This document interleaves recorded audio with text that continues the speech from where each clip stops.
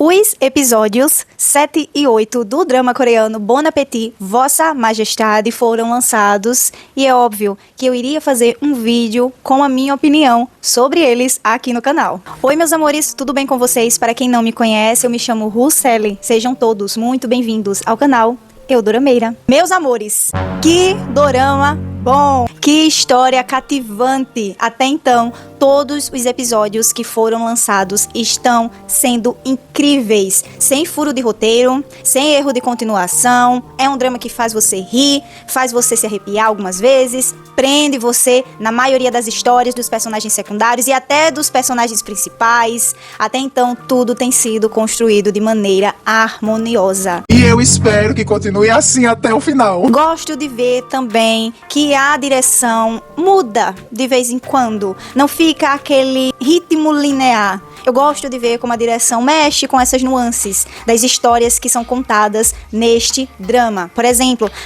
se em um episódio a gente vai falar sobre o livro da protagonista, nesses episódios não. Já vamos falar sobre outra coisa. Então fica algo diversificado, não fica algo chato de ser assistido, porque vai surgindo nos telespectadores, pelo menos em mim aconteceu isso, o desejo de saber mais, a curiosidade de saber o que vai acontecer. E é isso que dá audiência, meus amores. É isso que prende as pessoas numa obra. Então, meus amores, se este drama me decepcionar, eu desisto da vida de Dorameira. Porque não tem como.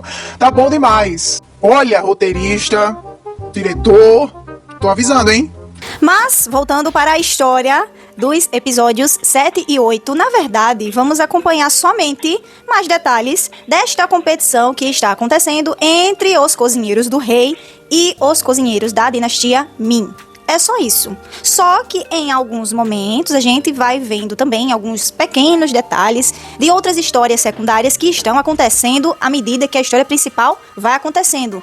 Que é, por exemplo, sobre a consorte. A gente vê que a consorte está investigando sobre a vida do bobo da corte. Enfim, a gente vai acompanhando estes detalhes. Mas até então, não é nada relevante. Até então, não apareceu aquele plot twist, aquela revelação incrível.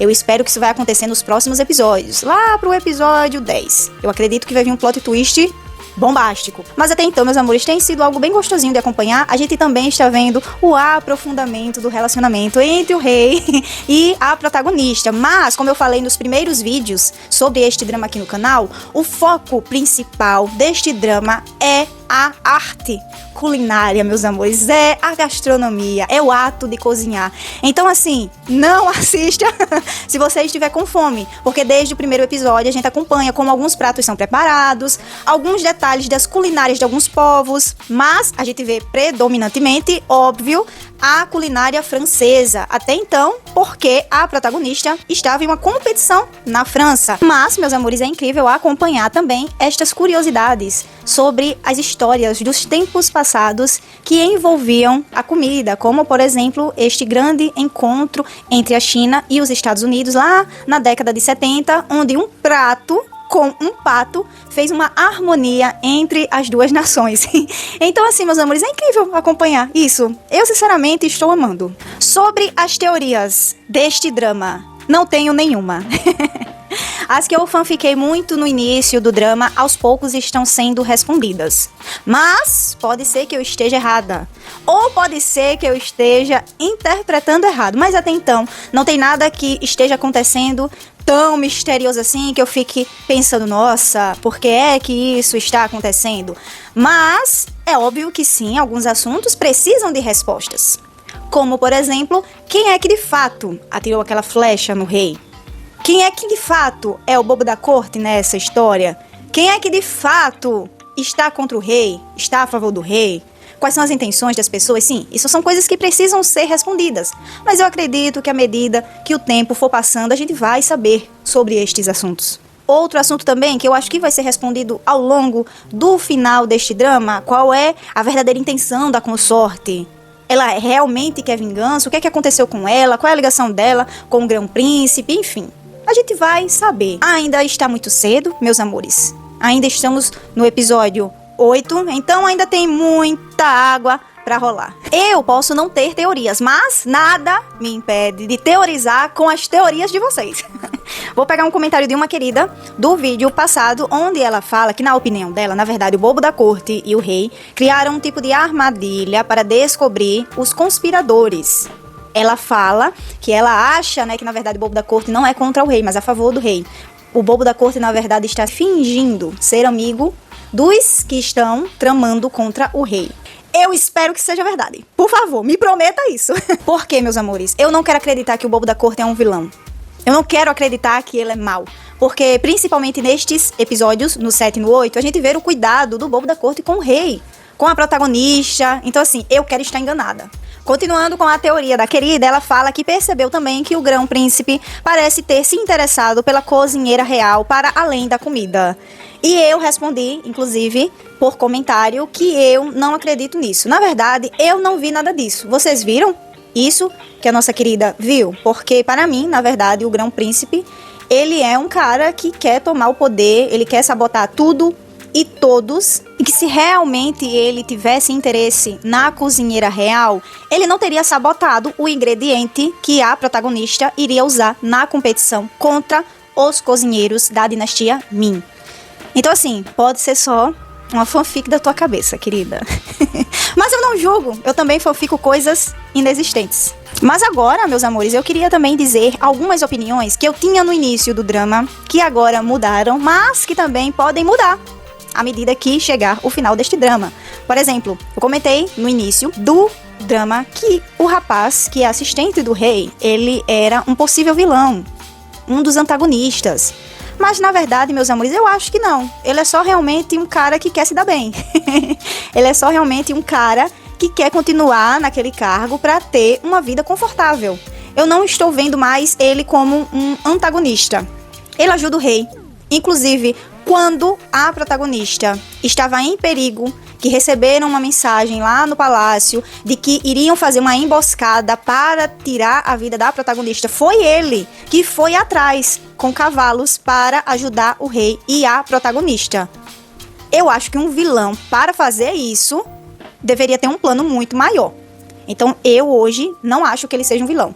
Ele é realmente só um cara, enfim, que às vezes dá uma raiva em você. Outra opinião também que eu tinha no início e hoje mudou. No início do drama, eu achava que o rei era desse jeito porque, na verdade, ele era um homem com traumas.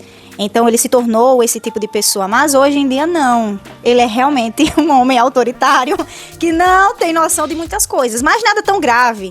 Nada que seja um desvio de caráter do personagem. Não, nada disso. É só também outro ser humano que às vezes dá uma raiva em você. E por falar em rei também, a gente acompanha esse sentimento forte que está sendo despertado de maneira mais avassaladora no rei pela protagonista. A gente vê até que ele está fazendo coisas que ele nem deveria fazer, como por exemplo, sair muitas vezes do palácio.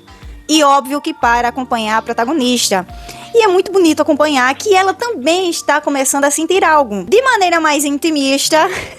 Mas é óbvio, meus amores, vai acontecer alguma coisa muito próximo entre os dois. Um contato mais íntimo, um amor grandioso. Eu estou na espera. Já tivemos o primeiro beijo, só que esse primeiro beijo deixou-me com um gostinho de quero mais. Eu quero ver logo este relacionamento. Eu confesso que eu estou um pouco ansiosa, mas isso não impede que eu acompanhe a jornada do relacionamento destes dois, que está muito boa. Muitos momentos em que ele protege ela, que ele abraça ela. Eu pareço uma adolescente, meus amores, na época do colégio. Tô gostando também de acompanhar coisas que estão acontecendo na história, que a protagonista lembra no futuro que já sabia do que iria acontecer. Ou fatos, como por exemplo, um prato que uma das cozinheiras da dinastia Ming criou. E aí ela fala, então foi essa que criou este prato. Inclusive, meus amores, ainda sobre passado e futuro, o tempo inteiro a protagonista falando que não é daquela época e ninguém acredita nela. Inclusive, na competição, ela fala na frente de todos que o prato que ela criou seria feito muitos anos depois. Mas enfim, meus amores, ninguém acredita na coitada da nossa protagonista. E isso é muito bom porque é muito engraçado. E também, meus amores, a gente acompanha que até então a protagonista não mudou nada de tão grave na história. Ela achou que ela no passado poderia fazer essa mudança, só que ela também é muito sábia, muito inteligente, por ser do futuro e saber de tudo que vai acontecer. Ela evita algumas coisas para que a estadia dela no passado não altere o futuro, como por exemplo em uma conversa que ela tem com o rei, e o rei pergunta o que vai acontecer e ela fala, eu não vou falar, porque ela sabe que ela não pode mudar a história. Só que a gente vê o dedinho da protagonista, como por exemplo, ela fez um projeto de panela de pressão e levou para um rapaz que faz como se fossem invenções assim diferentes daquela época, e ele acaba criando a panela de pressão. E, meus amores, ainda também é muito bom acompanhar a protagonista falando palavras que não existem naquela época e todo mundo perdido. Isso é uma coisa que acontece desde o primeiro episódio e é muito bom acompanhar. Ela vai, não vai, solta uma palavra e as pessoas... hã? E as pessoas tentam repetir e repetem errado.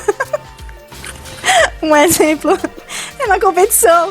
E ela explicando sobre o prato, aí ela fala a palavra flambar. Só que essa palavra não existe naquela época. Não é do idioma coreano. E, meus amores, é engraçadíssimo as pessoas tentando entender o que a protagonista fala. Mas é isso, meus amores. A gente acompanha que serão feitas 3 provas para decretar quem é o time vencedor, se são os cozinheiros do rei ou os cozinheiros da dinastia Min. A gente vê nos episódios 7 e 8 que o primeiro desafio houve um empate e que uma vantagem foi dada para os cozinheiros da dinastia Min. E é aí, meus amores, que a gente começa a ver a casa do grão-príncipe cair. O rei já está, de olho aberto. Já está, olha, esse cara aí eu não posso confiar. Eu acho que ele está tentando tramar contra a minha vida. E a gente vê que também foi realizada a segunda etapa, o segundo desafio. E o fim do episódio 8 é a gente não sabendo quem foi que ganhou.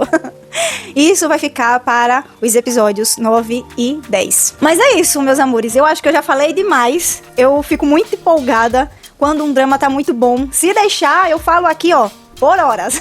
Coloquem nos comentários coisas que vocês observaram que eu não falei aqui no vídeo. E se vocês gostaram, é claro, deixa o like. O YouTube super entende que você gosta deste tipo de conteúdo e ajuda a divulgar mais aqui na plataforma. Não esquece também de se inscrever caso você tenha caído de paraquedas aqui no canal. E hypa também o vídeo. É muito bom, ajuda muito o meu trabalho. E até o próximo vídeo, meus amores. Um beijo e tchau!